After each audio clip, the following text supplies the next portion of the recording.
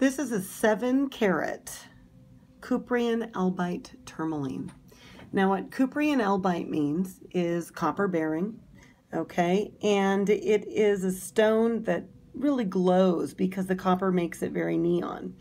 This is incredibly unusual because it's actually an orchid color. It's a combination of pink and purple married together in the stone, and then it's on steroids because of the copper in it. So it is crazy. And then you add, look at those large diamonds. Each one of those square princess cut diamonds on the sides, you're talking about a stone that is, they're about 40 points each in those side diamonds. And then you've got more VS diamonds surrounding it.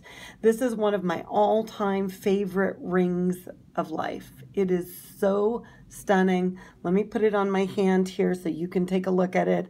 I mean, you talk about refinement, elegance, and rarity. It's all in this one piece. And the price is so good. Give me a call and we'll find a way that it can be yours.